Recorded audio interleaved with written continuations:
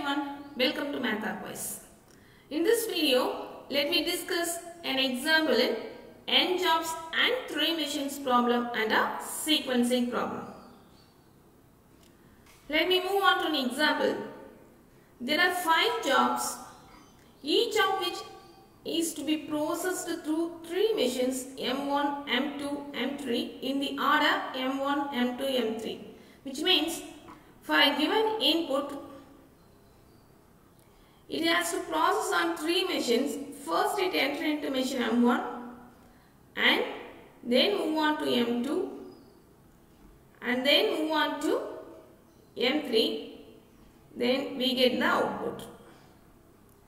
So it first enters into machine M1 and complete its processing time, and then move on to M2 and completed its processing time on M2, then it move on to M3, complete its processing time on M3, finally we get the output. So for a given input, it has to go through 3 machines in the order M1, M2, M3, which is the meaning. Processing time in hours are given below. Determine the optimum sequence for the 5 jobs and the minimum elapsed time. You know already elapsed time is nothing but the time interval between the starting the first job and finishing the last job, including the idle time if any. So that's the time interval between the starting the first job to finishing the last job, including the idle time is nothing but the elapsed time. Also find the idle time for the 3 machines. Idle time in the sense that the time for which the machine doesn't have any job to process. It is the time for which the machine doesn't have any job to process, the idle time for the machine. So for the 3 machines, so we have to calculate minimum elapsed time and also idle time for the 3 machines. Here jobs and machines, the processing time on 3 machines are given here. There are 5 jobs and 3 machines, M1, M2, M3, and its corresponding processing times are given here. So let me explain this problem. That is a job 1 needs 7 hours of processing time on M1 and 8 hours of processing time on M2 and 11 hours of processing time on M3. Job 2 needs 12 hours of processing time on M1, 9 hours on M2 and 13 hours on M3. Likewise 3 needs 11 hours on M1, 5 hours on M2 and 9 hours on M3, like this. So now for the given problem, we have to first find out the optimum sequence. First we have to find out the optimum sequence using Johnson's algorithm. How to find optimum sequence using Johnson's algorithm?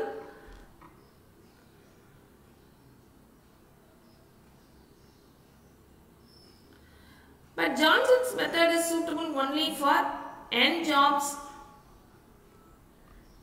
and 2 machine problem alone. So here we have 3 machines are available.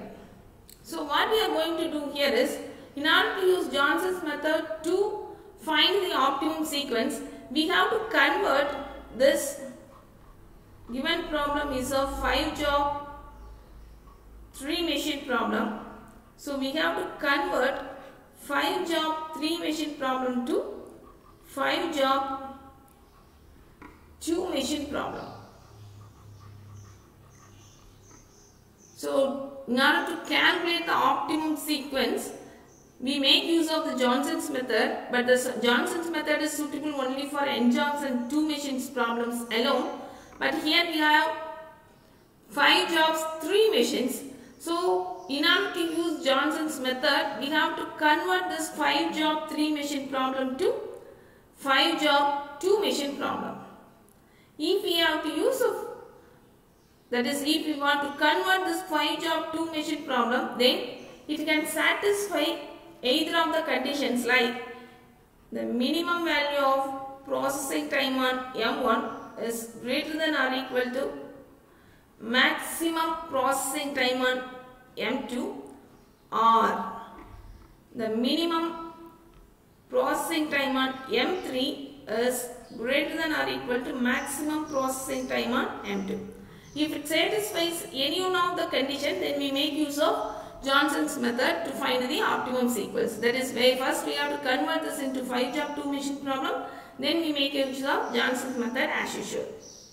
So let me first check whether either of the inequalities are satisfied or not. If both of the inequalities are not satisfied, we can't find the optimum sequence and we can't proceed further for this problem.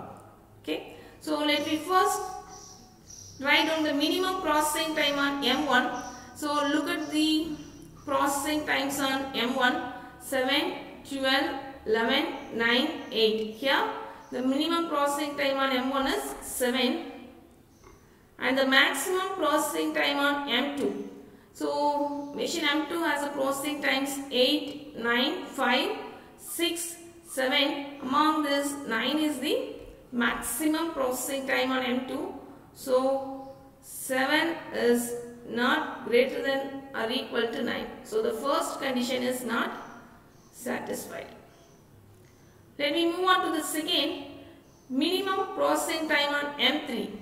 So the machine M3 has a processing times 11, 13, 9, 10, 14. Among this, the minimum processing time on M3 is 9 hours. So 9. And also we already find that maximum processing time on M2 is 9. So this is greater than or equal to 8. Yes, it is equals. So the second condition is satisfied. So 9 is equal to 9. So we can convert this 5-job 3-machine problem to 5-job 2-machine problem since it satisfies one of these conditions. Now we convert this 5-job 3-machine problem to 5-job 2-machine problem. For that, I have to define 2 machines G and H. I have to define 2 machines, machine G and machine H. Since we have to convert this 5-job 3-machine to 5-job 2-machine problem, so for the 2 machines I have to take the one as G and the other one as H. So machine G is defined at, it has a processing time of both M1 and M2. And machine H has the processing time of M2 and M3. That is, we have to add processing times of M1 and M2. That is nothing but machine G. This is G. And 2 and 3 is, that is second machine, third machine processing time. Addition value is nothing but machine H. So now we have to convert this 5-job 3-machine to 5-job 2-machine problem. So I have to define 2 machines G and H that has to take the processing time on M1, M2, and machine H takes the processing time of M2 and M3. Now let me first calculate the processing time of machine G first. So 7 plus 8, 15, 12 plus 9, 21, 11 plus 5, 16, 9 plus 6, 15, 8 plus 7,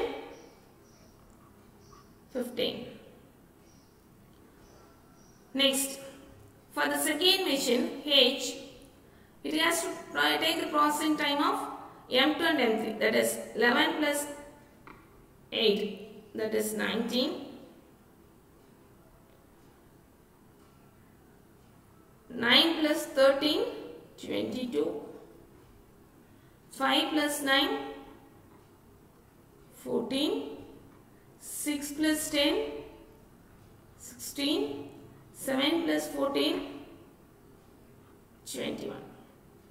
So now we have to convert this 5-job 3-machine to 5-job 2-machine problem. Now we make use of the Johnson's method to find the optimum sequence for this problem. As usual, we use of Johnson's method to find the optimum sequence. For that, let us first find out the minimum processing time on both the machine. Here the minimum processing time is 14 hours. This corresponds to job 3 on machine H. So the minimum processing time is 14 hours, which corresponds to job 3 on machine H. So job 3 is placed last in the sequence. You know already the optimum sequence is represented as number of cells in a row. Since we are having 5 jobs, here we are having 5 cells, 1, 2, 3, 4, 5. So if the minimum processing time falls on the first machine, that is G, means we have to place first in the sequence. If it falls on the second machine H, then we place it last in the machine, because of the order we have followed is M1, M2, M3. That's why. So now the minimum processing time is 14 hours. This corresponds to job 3 on machine H. So we have to place job 3 last in the sequence. After this, you delete this for further consideration. The next minimum processing time is 15 hours. This corresponds to 3 machines. The minimum processing time here is 15 hours. This corresponds to job 1, job 4 and job 5. So there is a time between the 3 jobs. Here the minimum processing time is 15 hours. This corresponds to job 1, job 4 and job 5, which means there exists a time between the 3 jobs. So how to resolve this time and which job has to process the first and next and then next is, for that you just look at the corresponding processing time of all these jobs on the second machine. So the processing time on job 1 on the second machine is 19, and the processing time on job 4 on the second machine is 16. The processing time of job 5 on the second machine is 21.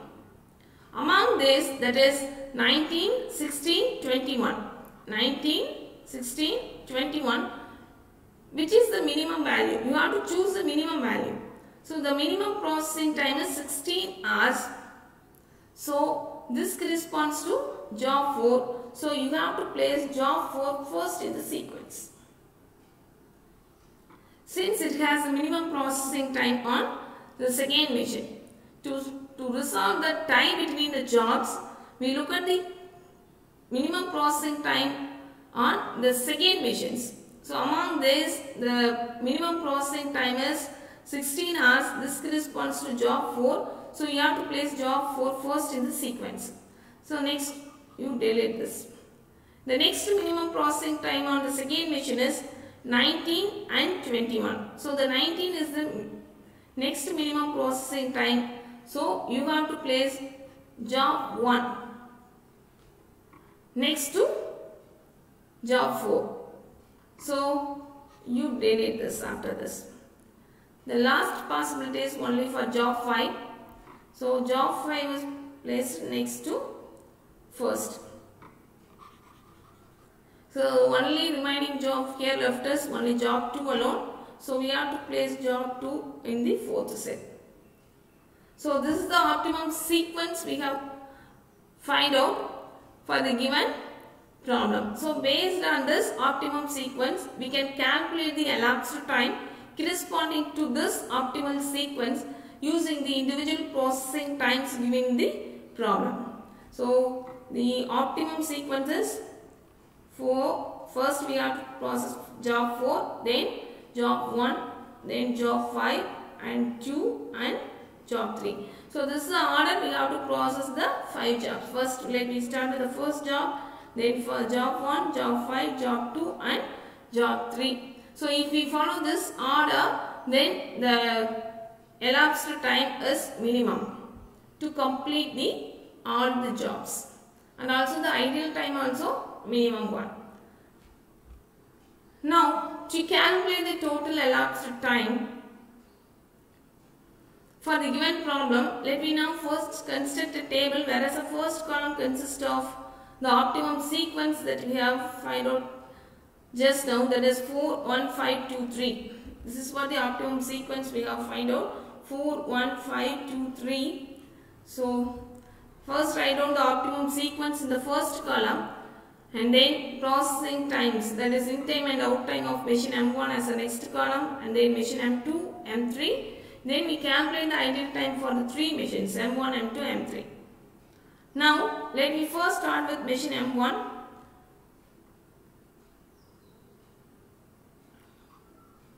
Now job 4, let me start with job 4. Initially all the machines starting time is 0 time. So the initial starting time, that is the initial time for all the machine is 0 hours. So machine 4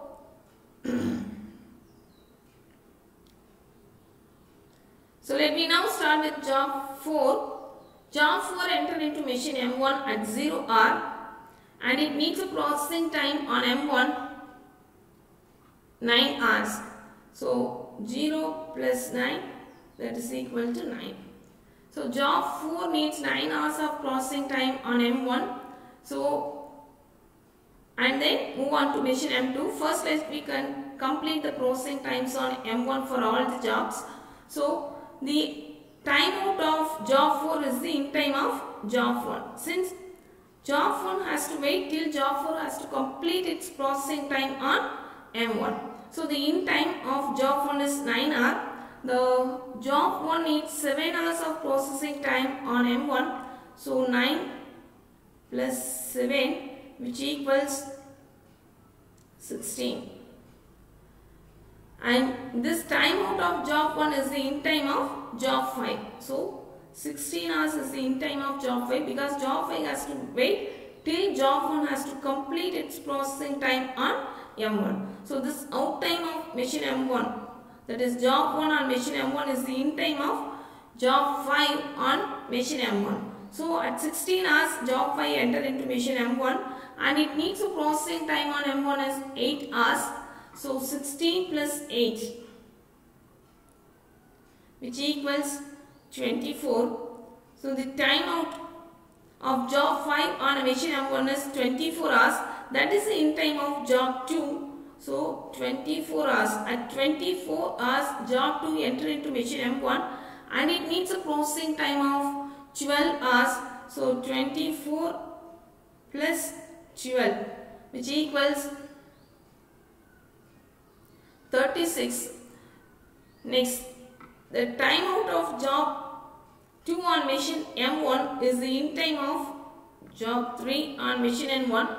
So at 36 hours it enters into machine M1 and it needs a processing time on M1 as 11 hours. So 36 plus 11, that is 47.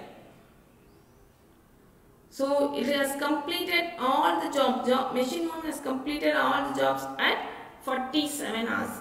Now let me move on to machine M2, the in time. So all the machines start at 0 hours.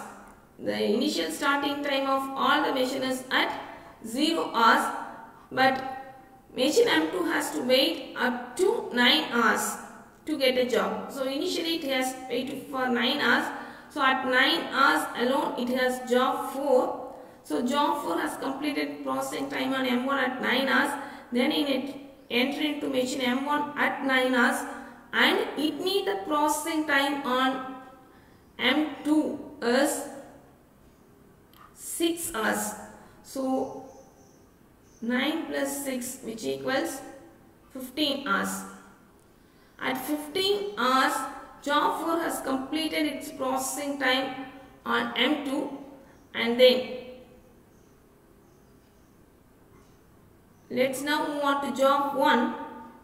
Job 1 has completed its processing time on M1 at 16 hours, but job 4 has completed its processing time on M2 at 15 hours, but immediately at 15 hours machine M2 doesn't have any job to process, since at 16 hours only it has job 1 on machine M2 because job 1 has completed its processing time at 16 hours only, so it has to wait for 1 hour to get a job. So at 16 hours, job 1 enter into machine M2 and it needs a processing time on M2 is 8 hours. So 16 plus 8, that is 24 hours. So at 24 hours it has completed its processing time on M1. Immediately job 5 enter into machine M2 at 24 hours because it has completed jobs at 24 hours M1. So machine is free at 24 hours. So job 5 enter into machine M2 at 24 hours and it needs a processing time on M2 is job 5 on M2 is 7 hours.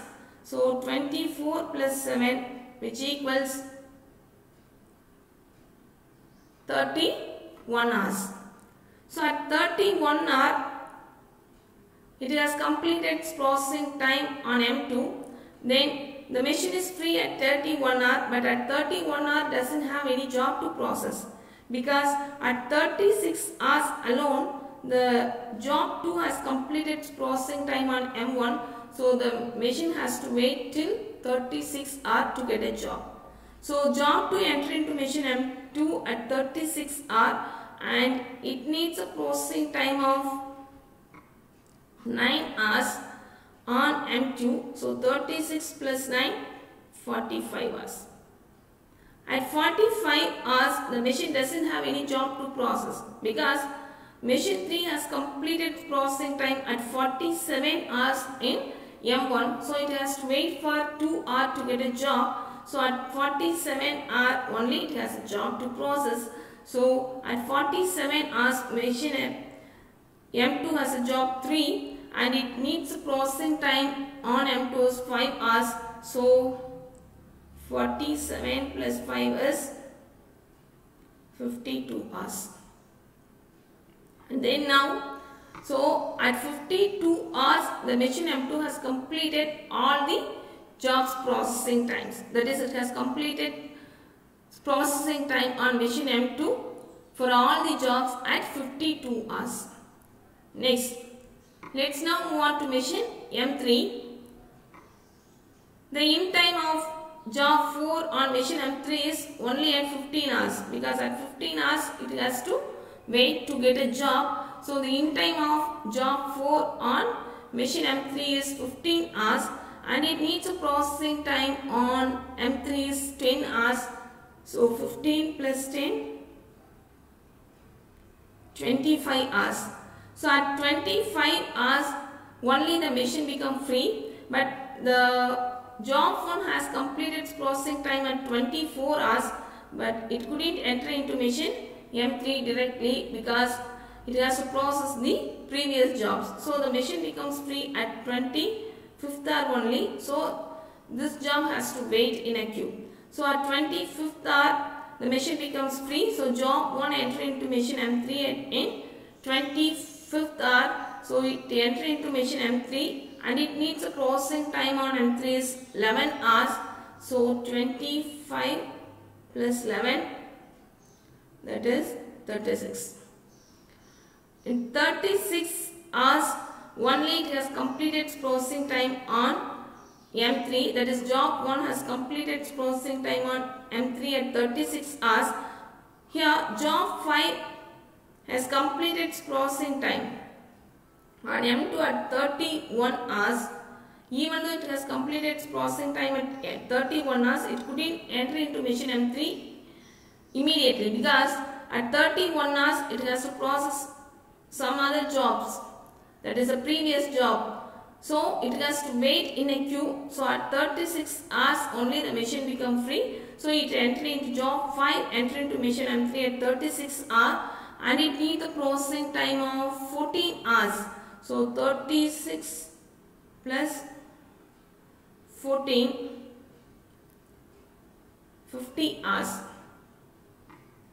So at 50 hours only job 5 has completed its processing time on M3, but job 2 has completed its processing time at 45 hours. So it couldn't enter into machine M3 at that time because 15 hours, at 50 hours only the machine become free. So the job 2 has to wait in a queue. So at 50 hours the machine become free. So job 2 enter into machine M3 at 15 hours, and it needs a processing time of 13 hours. So 50 plus 13 hours, 63 hours. So at 63 hours only the machine has completed its processing time for job 2. But job 3 has completed processing time on M2 at 52 hours. But at 52 hours the machine is not free. So it has to wait in a queue. So at 63 hours only job 3 enter into machine M3, and it needs a processing time on M3 is 9 hours. So 63 plus 9, that is 72 hours. So the total elapsed time is 72 hours. That is, to complete all the jobs through 3 machines M1, M2 and M3 is 72 hours. This is the total elapsed time. Now we calculate the idle time for all 3 machines. Initially, first let us calculate the idle time for machine M1. So look at the machine M1 in time and out time first. Initially at 0 time it start the progress. So at 9 hours it completed job 4, and immediately it gets job at 9 hours. Then 16 hours it has completed, means immediately at 16 hours it has the next job to process. At 24 hours it has completed its processing time on job 5, means immediately it get a next job at 24. So next at 36 hours it has completed its processing time, means immediately at 36 hours it has next job. So machine is not idle. But at 47 hours it has completed all the jobs. But machine M1 has to wait for all the 3 machines to complete its processing times on the 5 jobs. So the machine M3 has completed its processing time at 72 hours. So till 72 hours machine M1 has to wait. So 47 minus 72, that is 72 minus 47, which equals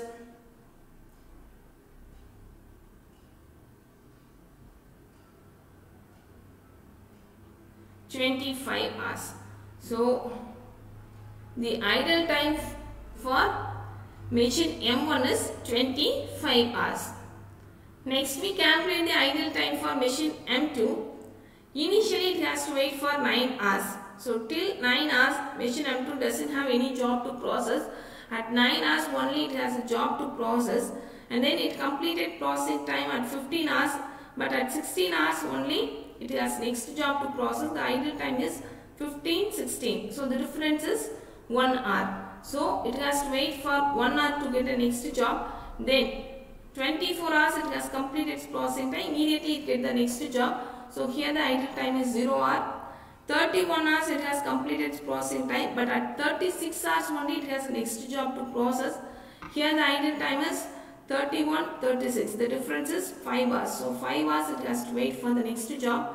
Next, at 45th hour it has completed its processing time, but at 47 hours only it get the next job to process. So the difference is 45, 47 is 2 hours. Next, at 52 hours it has completed all the jobs on machine M2. So but machine M2 has to wait for machine M3 to process all the jobs. So the difference is 72 minus 52, which equals 20. So now we calculate the idle time. So 29 plus 1, 10, 15, 17, 17 plus 20 is 37 hours. So the idle time for machine M2 is 37 hours. Next we calculate the idle time for M3. Initially it has to wait for 15 hours to get a job. Even though it started at 0 hour, initially it has to wait for 15 hours to get a job. So the idle time for machine M3 initially at 15 hours. In 25 hours it has completed its processing time. Immediately it has next job to process. So there is no idle time here. 36 hours it has completed its processing time. Immediately it gets the next job to process 36. So no waiting time. So at 50 hours it has completed its processing time. So immediately at 15 hours it has next job to process. There is no idle time here. At 63 hours it has completed its processing time. Immediately it gets the next job to process. Here itself there is no idle time. At 72 hours, that is the total elapsed time. So it has completed all the jobs. So the idle time for machine M3 is only 15 hours. So the idle time for machine M3 is 15 hours. The total idle time for all the three machines, that is 25 plus 37 plus 15, that is 77 hours. The total time, idle time for all the three machines is 77 hours. So here the total elapsed time is, that is the minimum to elapsed time for processing all the jobs through three machines is 72 hours, and idle time for machine M1 is 25 hours, and idle time for machine M2 is 37 hours, and the idle time for machine M3 is 15 hours, and the total idle time for all the three machines is 77 hours. Hope you got a clear idea about how to calculate sequencing problem involving n jobs and three machines using Johnson's algorithm. Thanks for watching. See you again in my next video.